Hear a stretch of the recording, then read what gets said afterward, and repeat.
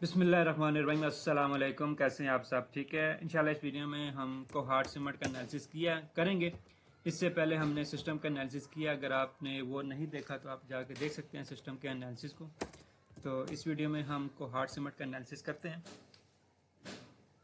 तो कोहार्ट सिमट ने आज एक अच्छा और इंटरेस्टिंग लो लगाया है और इसका जो गैप था ऑलमोस्ट इसने वो फिलअप कर दिया, जो कि मैं एक्सपेक्ट कर रहा था कि मार्केट आज एक गैप फिलअप करे। तो देन हम यहाँ से एक छोटा सा जो फेयर वैल्यू गैप पड़ा हुआ है, इस फेयर वैल्यू गैप से एक अच्छा बाइंग मोमेंटम हमें देखने को मिल सकता है। अच्छा, सबसे पहले अब हम इसके थोड़ा सा टेक्निकल के ऊपर डिस्कस कर लेते हैं। यहाँ पर एक ये पीछे सपोर्ट थी जिसकी इसने लिक्विडिटी स्वीप की थी।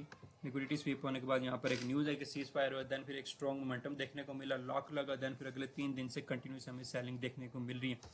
कल भी एक अच्छी सेलिंग मिली थी कि अगर देखो तो एक हेल्दी कैंडल क्लोज हुई थी, ठीक है, और वॉल्यूम बिल्कुल नॉर्मल सा था। ठीक है, जैसे भी मैंने सिस्टम में बताया कि जब एवरेज वॉल्यूम के साथ मोमेंटम कैंडल के साथ मोमेंटम वॉल्यूम आता है तो सेलर्स कंट्रोल में होते हैं। आज भी जो है हम देखें तो सेलर्स ने एक अच्छी खासी सेल की साइड पे मार्केट लेके गए। तकरीबन तकरीबन आप कह दें कि आपका 6 से 7% जो है मार्केट ज़्यादा नेगेटिव हुई। लेकिन यहाँ से ये जो फेयर वैल्यू गैप अभी हमने आइडेंटिफाई किया था, बायर्स यहाँ से स्टेप इन हुए क्योंकि यहाँ पर उन्होंने एक लिक्विडिटी स्वीप करके पिन बार बनाई थी। ठीक है, यहाँ पर हमारे पास फेयर वैल्यू गैप था तो मार्केट ने यहाँ से लिक्विडिटी स्वीप की। लेकिन अब ये वाला जोन प्लस ये वाला जोन मेरे पास दोनों इंपॉर्टेंट है। क्यों? क्योंकि यहाँ पर मेरे पास एक रिजेक्शन ब्लॉक पड़ा हुआ है। रिजेक्शन ब्लॉक का मिडल जोन जो है वो काफ़ी ज़्यादा इंपॉर्टेंट होता है, डिसीजन मेकिंग जोन होता है कि वहाँ से मार्केट को रिजेक्शन मिलती है तो देन फिर हमें अपसाइड का मोमेंटम कंटिन्यू होता हुआ दिखेगा।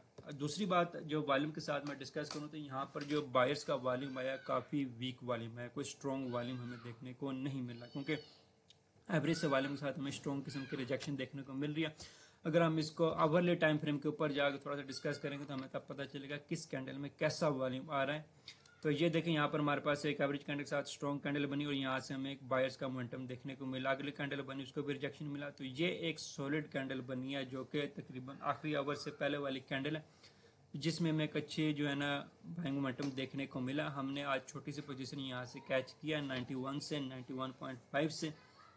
अगर आप इस तरह की पोजीशन हम कैच करना चाहते हैं तो आप हमारा प्रीमियम ग्रुप ज्वाइन कर सकते हैं। यूट्यूब की डिस्क्रिप्शन में लिंक मौजूद होगा व्हाट्सएप का। अगर आप प्रीमियम सिग्नल हासिल करना चाहते हैं तो आप हमसे कॉन्टैक्ट कर सकते हैं।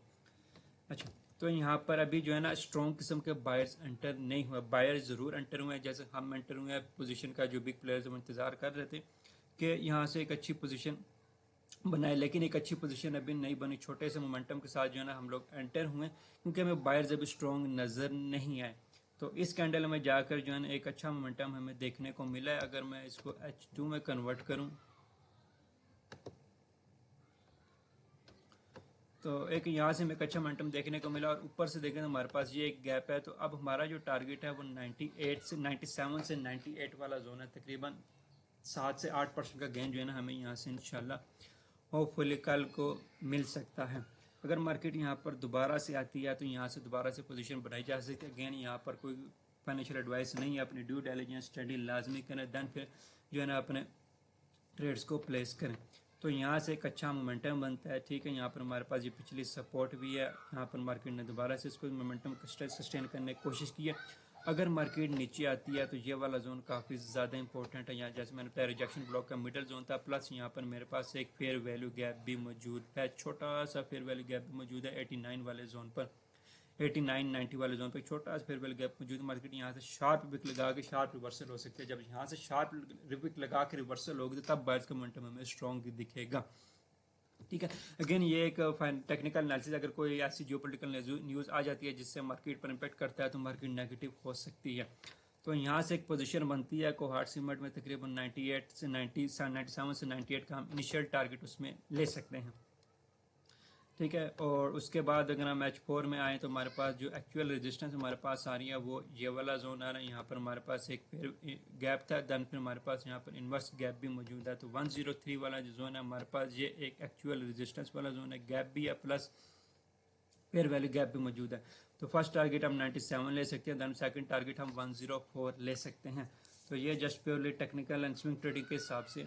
अगर हम दोबारा से डेली टाइम फ्रेम में आते हैं तो डेली टाइम फ्रेम में हमारे पास और ज़्यादा क्लियर हो जाएगा कि अगेन यहाँ पर ये क्लियरली एक गैप मौजूद है।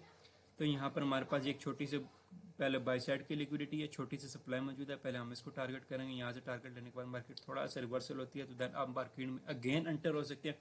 अगेन एंटर होने के साथ आप फिर अगेन जो है ना आप तकरीबन 104 105 का टारगेट ले सकते हैं।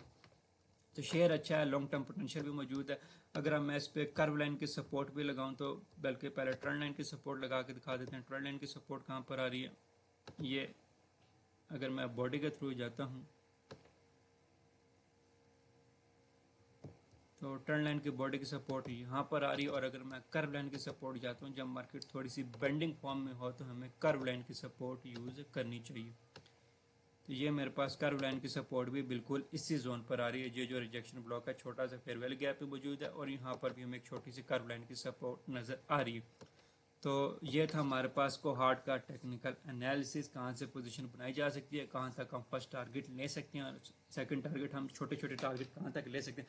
बड़े टारगेट इस वक्त इसलिए आइडेंटिफाई कर रहे हैं कि जियोपॉलिटिकल सिचुएशन किस तरफ जाए, ऊपर से जो है रिजल्ट सीजन भी चल रहा है तो मार्केट थोड़ा सा अंडर प्रेशर है, सस्टेनेबिलिटी इतनी नज़र नहीं आ रही। तो इस वजह से छोटे टारगेट के साथ हमें तकरीबन 7% गेन अगर मिल रहा है तो ये एक बहुत बड़ा इनफ टारगेट है बनस्बत के अभी हम लॉन्ग टर्म में जाए। अभी लॉन्ग टर्म मोमेंटम मार्केट में नज़र नहीं आ रहा कि RC100 इंडेक्स में लॉन्ग टर्म मोमेंटम अभी नज़र नहीं आ रहा बाई साइड पर।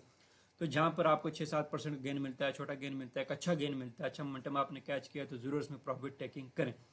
तो ये था कोहार्ट का एनालिसिस। अगर आप इस कोहार्ट को कैसे देख रहे हैं, कहाँ से बाइंग एंड सेलिंग देख रहे हैं, तो कमेंट में ज़रूर अपनी राय का इजहार कीजिए। वीडियो आपको कैसी लगी बताइएगा ज़रूर। और अगर आप डिटेल टेक्निकल एनालिसिस सीखना चाहते हैं वॉल्यूम के साथ, प्राइस एक्शन कॉन्सेप्ट के साथ, plus volume and smart money concept detail में सीखना चाहते हैं तो 14 अगस्त से हमारा कोर्स ऑनलाइन कोर्स स्टार्ट हो रहा है। अगर आप इंटरेस्टेड हैं तो यूट्यूब की डिस्क्रिप्शन में लिंक मौजूद होगा, आप हमसे कॉन्टैक्ट कर सकते हैं।